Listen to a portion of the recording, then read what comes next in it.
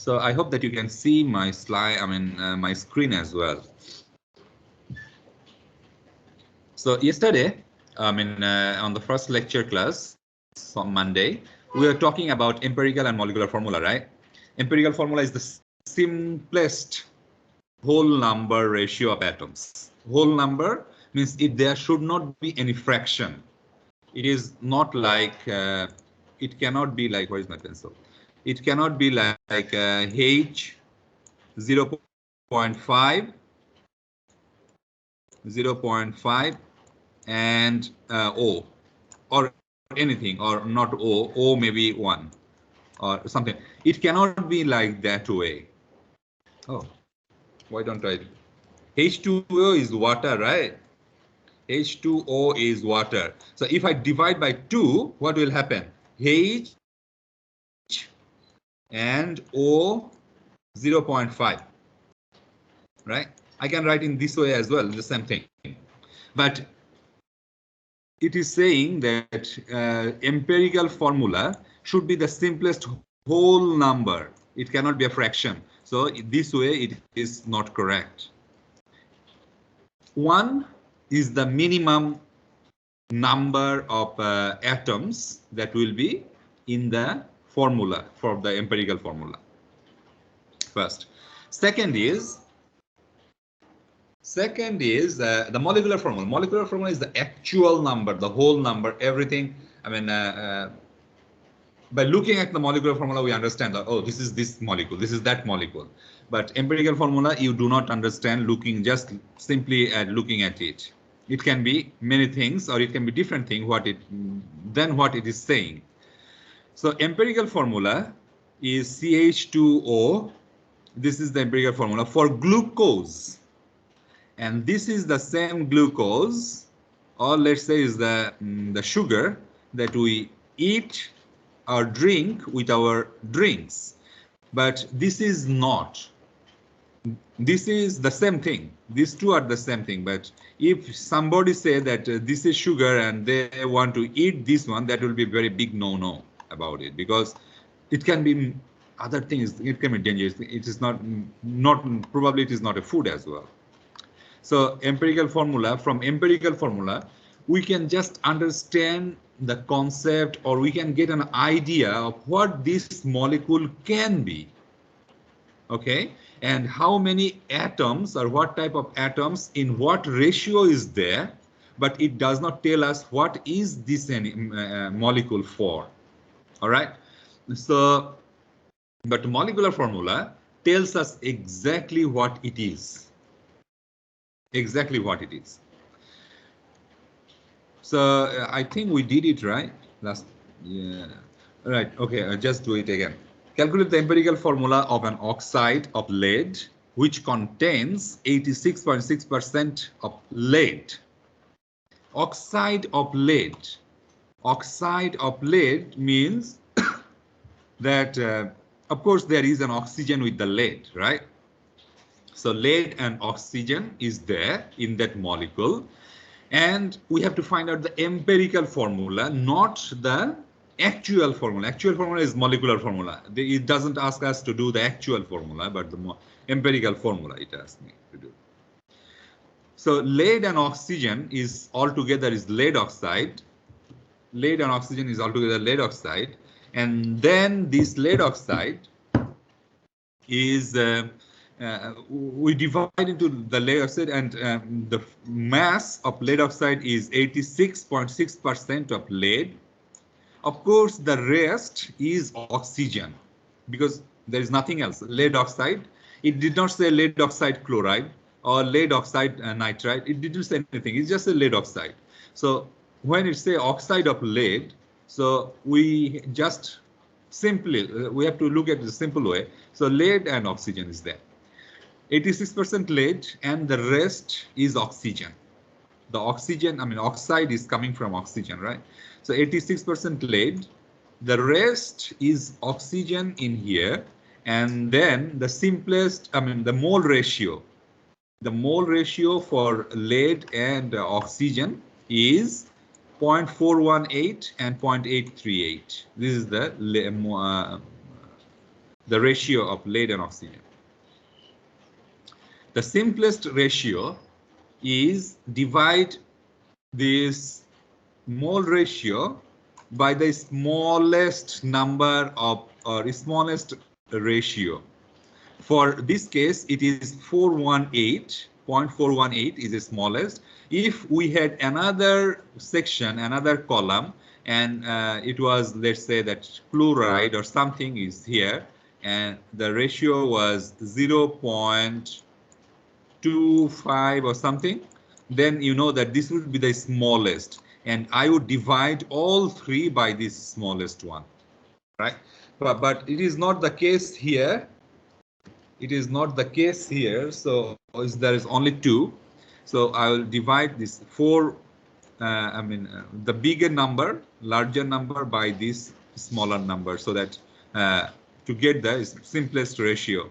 And from here we see that lead oxide, actually the molecule, empirical formula is not a lead and oxygen, but lead and there are 2 oxygen here. So this is the empirical formula. Is there a way to get from empirical formula to molecular formula? Can we get an idea of what will be the molecular formula for this type of empirical form, chemicals or compound? Yes, there is. How do we do it? This is it's saying that example 4. If the empirical formula of certain carbohydrate is CH2, of course we know already what is this, and the relative molecular mass of the compound is 180, what is the molecular formula? All right? So relative molecular mass by empirical formula unit mass 180. How do we know that? The relative molecular mass of this compound, it is 180. Right, of the molecular mass, but this one divided by mass of the CH2O is coming from here. So the relative molecular mass by this empirical formula unit mass, and then we find the ratio is 6. So we have to multiply this empirical formula with this simplest ratio. With this simplest, the ratio we get is 6. So we multiply with this 6 to the, and then we get the molecular formula for this. Okay. So this is the way to get to this from empirical formula to molecular formula. And then when we see that lead oxide is here in this way or glucose in this way, we understand that there is carbon, hydrogen and oxygen, and there is lead and oxygen together, right? So how did they get together? How did they come together to become a chemical formula? For example, writing the chemical formula is that magnesium chloride, for example, is magnesium chloride is here. So magnesium and chloride, these 2 types of ions. Why do you call it ion? Because it is charged. It is charged. They have different type of neutron number, different type of electron number than the proton number. The proton number and electron number is different. So that is why they are charged. And since they are charged, we call them ions, not a molecule anymore, or not an atom anymore. So it is an ion, and these ions are coming together and producing this molecule. This molecule, however, is not charged. It is, you see, there is no charge here. So it is neutral. It is neutral. Okay. So how does it get neutral? How does it get neutral? Because this magnesium here, it is carrying 2 positive charge. All right. Two positive charge, this magnesium. How does positive charge happens? Because it released electron. Probably we'll talk it later when we study the periodic table. We'll talk. So the magnesium has two positive charge, and then there is the chloride. There are two chloride. This two here, so there is two chloride, and each chloride is carrying one charge each, right? There are two chlorides, but there is one charge each. One of them, I mean, each of them is carrying one negative charge. So if magnesium is 2 and 2 chloride is 1 and 1, I mean, separate each individual. So one chloride is neutralizing one magnesium, another chloride is neutralizing, and another one positive charge. So this two positive charge is being neutralized by two chloride ion who is having one single charge, neutral. And that is why they are producing a neutral magnesium chloride molecule. Iron sulfate. Iron is 3 positive charge, right? Why it is 3 positive charge? We will study when we go and read about the periodic table. And then sulfate ion, it is not a single molecule or single ion, this is a complex ion. It is a sulfate ion, it is carrying 2 positive charge. And don't be confused with this 4. There are 4 oxygen atom attached to this sulfur, but all together they are carrying 2 negative charge. So each sulfate ion is 2 positive charge. How many sulfate ion is there? There are 3 sulfate ions, right? So 3 times 2, total is 6 negative charge, right? Total is 6 negative charge because each of them carrying 2, and there are 3 sulfate ion. So 3 times 6, 3 times 2 is 6. So iron, however, is one of them carrying 3 positive charge. So if I take 2, it is becoming 6. So 2 iron will carry 6 positive charge, 3 sulfate will carry 6 negative charge. So that means they are neutral as well. Ferric sulfate or iron 3 sulfate, they are also neutral. So in this way, the molecules is formed in this way from atoms, from ions, and from complex ions as well. So this is a complex ion, sulfate, carbonate, chromate, nitrate, these all are the complex, not like magnesium and chloride. Magnesium and chloride is just one single ion, atoms, from there it becomes ion and then become magnesium chloride. But ammonium carbonate, chromate, nitrate, carbonate, this thing, they are the complex. There are 2 different type of atoms are attached in this molecule or ions. But whatever, regardless, they have to be, when they are forming a different type of molecule, they are equating their charges. This is important to remember, take note that they are equating, they are neutralizing the charge from each other. All right. So yeah. So this is how they are prepared. The charge is being or the molecules are being formed. Formula and name of common polyatom ions. So this is acetate ion, carbonate ion. Mostly you say ate at the end of this ion. Ide, of course, there, ate, ide. So this type of, there are some there are some what do you call it, nomenclature regulation. Probably we'll go and take it when the ide is an exception to the general it and ite rule. Okay, there are some rules that why should we call it it, why should we call it ite, but I'm not going into detail. And then another thing is, I do not have any other tool to make it more simple or easier. There are something that you have to remember or memorize, right? So this is carbonate, we call it. This is chlorate. This is chlorite. Be careful with these two things. They are very confusing. Students make mistake in exam. Chromate, cyanide, dichromate.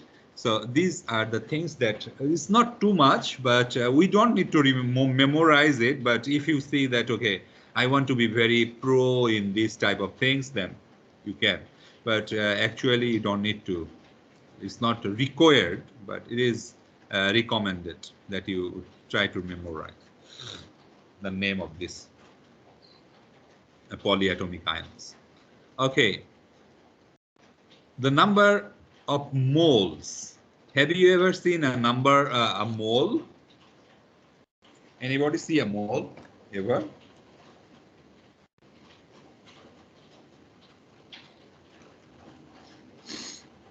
No?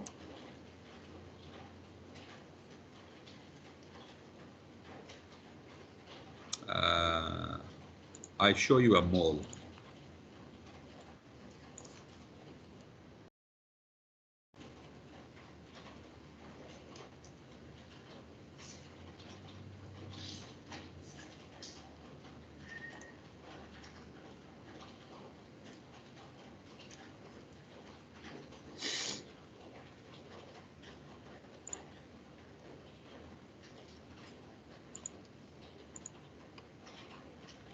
Okay, here you will go.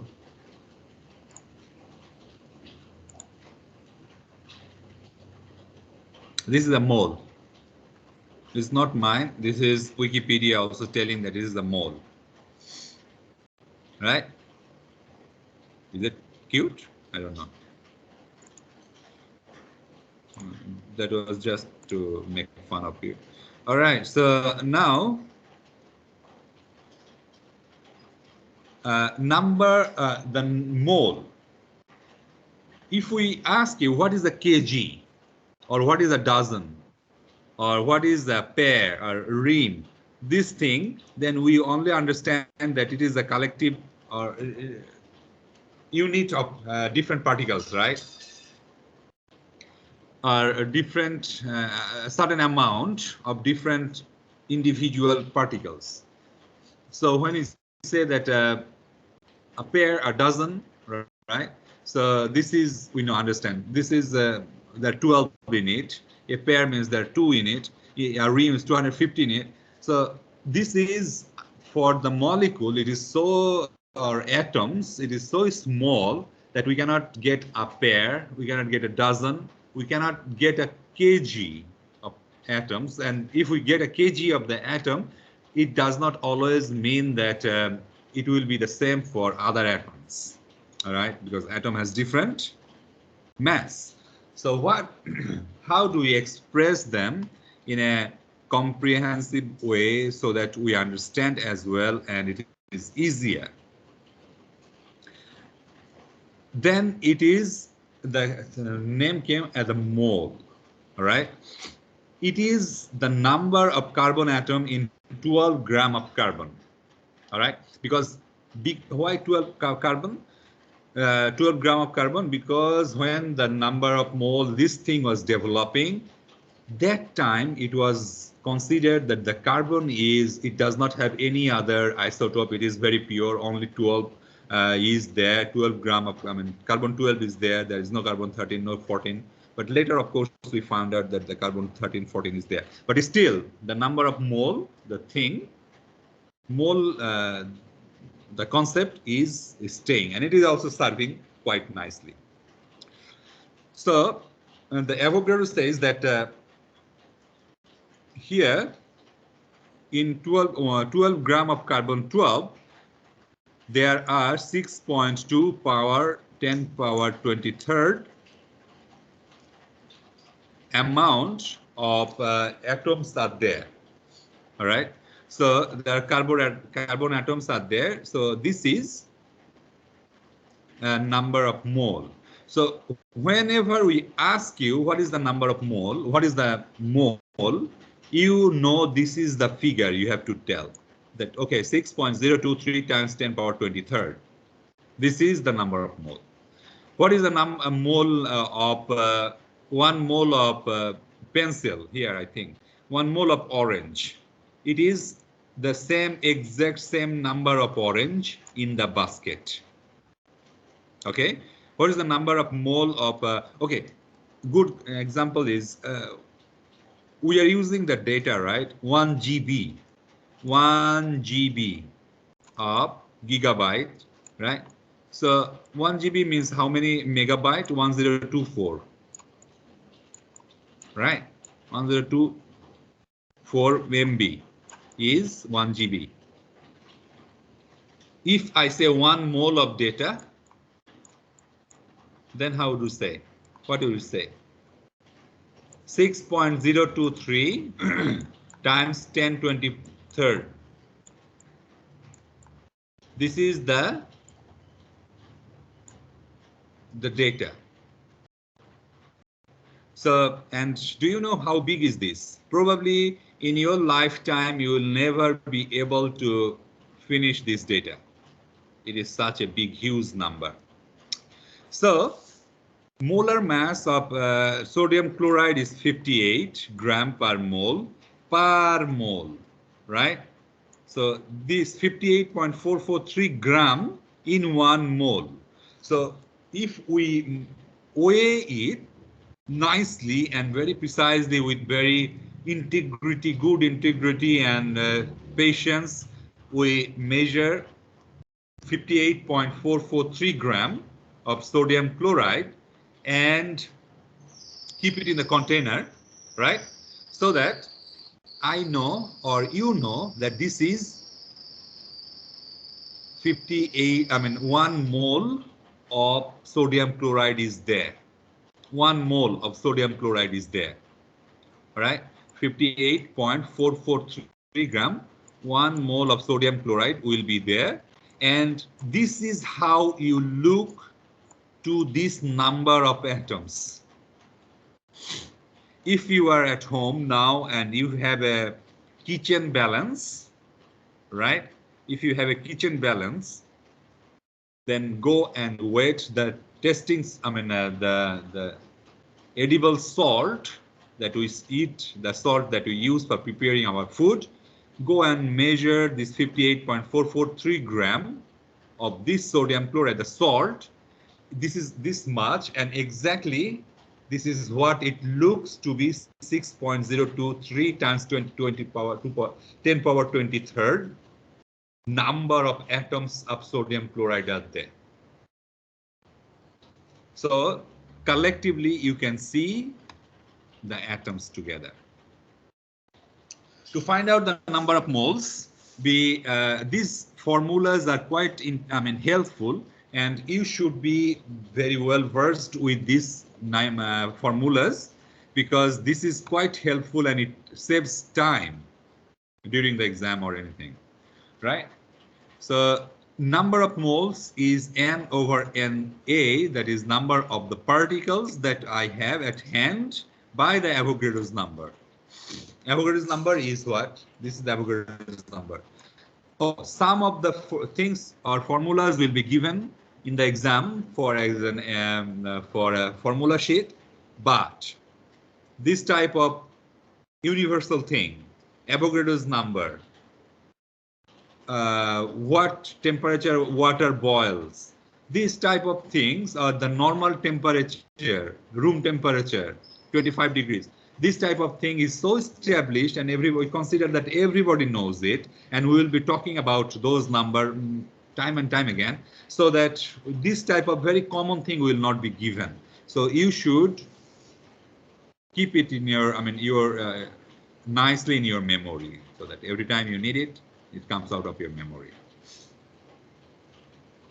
For number of particles, we can find then Avogadro's, number of moles dividing by Avogadro's number. For mass, the mass in gram by molar mass of that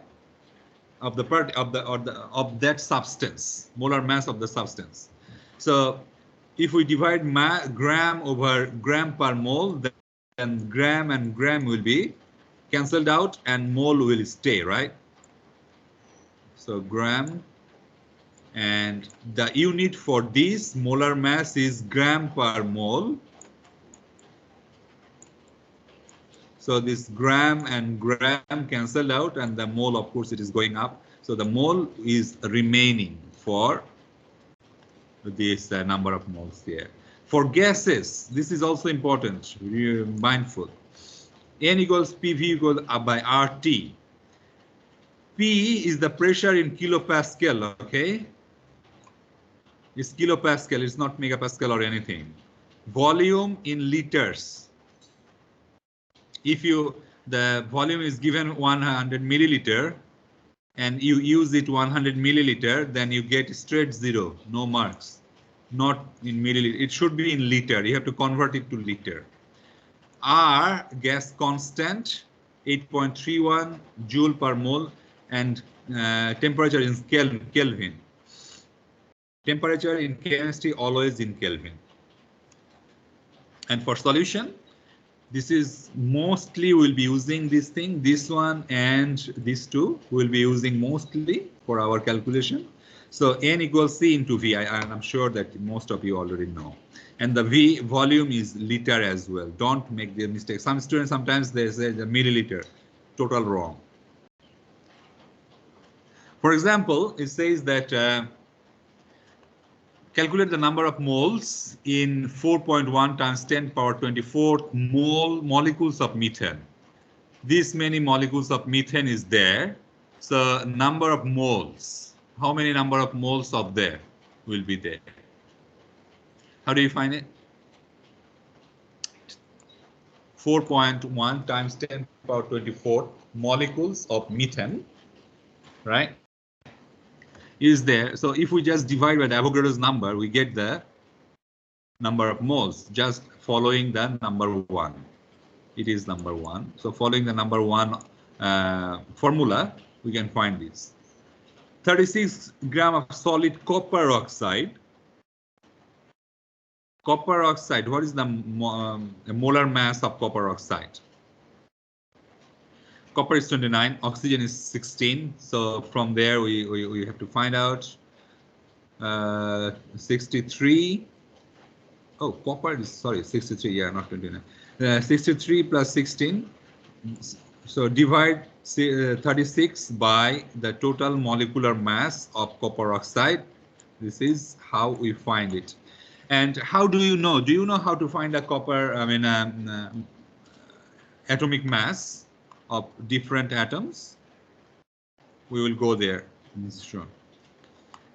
Calculate the number of moles in 50 liter of oxygen gas at 25 degrees centigrade and 101 kilopascal pressure. So here we use the gas law, N equals PV by RT, and then N is equal the P equals the kilopascal, V is volume in liter, so 50 liter, R is the gas constant, and T is Kelvin, okay, not in centigrade. In chemistry, for calculation, never use in centigrade. Temperature never used in centigrade, always in Kelvin. Mostly all Kelvin, once or twice maybe in centigrade. Okay, so solution 5 says the alternative solution. Since this is an alternative solution, we can find out from the molar volume as well. Probably will see it later. And N equals C into V. It is quite interesting, and then it is quite easy that we already know this one. So useful toolbox, please go through this number of particles from mass, how it is connected to this amount of substance in mole, and then how can we find the concentration. So you will get the if N equals C into V, so that you will get the concentration. N equal PVRT, then you will get the volume and temperature, pressure, molar volume. So at STP, so all this thing is connected. So if you remember this slide, is much easier for you to do the calculation later. And this is what I was talking about.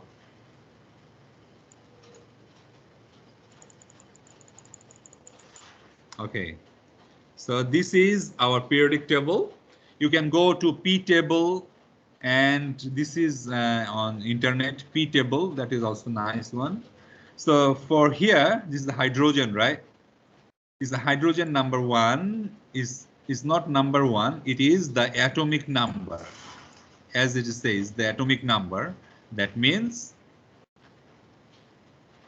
it has one proton, all right? And the mass is 1.01. Here, the mass is 1.01. For just now, we saw copper, right? It is copper is here, and the atomic number is 29. 29 means it has 29 protons. And then here it is the 63, the average atomic mass, atomic weight is 63. So this 63 was taken. And the oxygen is here. Oxygen is here, so it has 8 proton, and 16 is the mass, right? It has a mass of 16. So this 63 plus 16 was used. The carbon is 12. So if I have a calcium and chloride, what will be the atomic mass of calcium and chloride? Can anybody tell me? Calcium and chloride. I cannot see. I cannot see your chat box. Are you talking? You're there, left. Calcium chloride, what will be the mass of calcium chloride? It is your question today, Menti question. Usually I will have Menti question for all the classes. For today, it is the Menti question. What is the atomic mass, molecular mass actually, for calcium chloride? CaCl.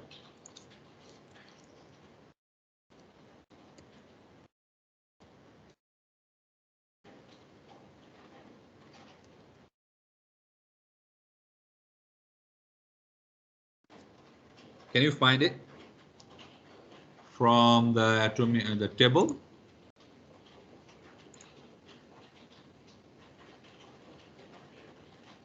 Okay, I don't know whether you will do it. So calcium is here and chlorine is here. Calcium is 40 and calcium chloride, there are two chlorine, right?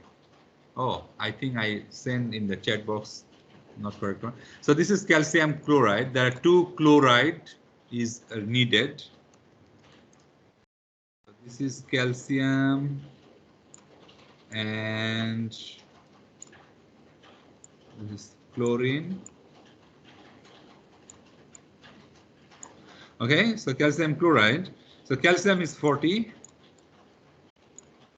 and fluorine is 35. But there are 2 chlorine there in the molecule, so it should be 2 times 35.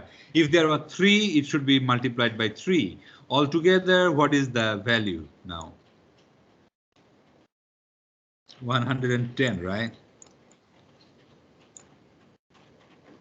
110. But I just rounded off or rounded down so that it is not a fraction. Otherwise, you have to consider the fraction as well.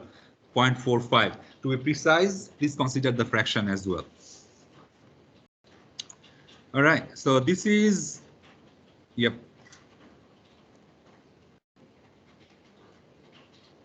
Chelsea, thank you. Yep, you come out with the correct one. Okay, good. Right, so this is it for today. Do you have any question? I mean, not related, I mean, related to this today class or related to any other thing? Anything? Do you have any question so that we still have time so that we can discuss?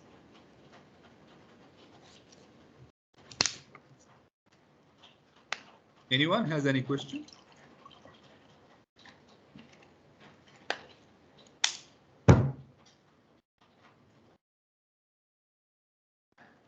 Okay, seems no question. Now, since we have some time, let's burn some time here.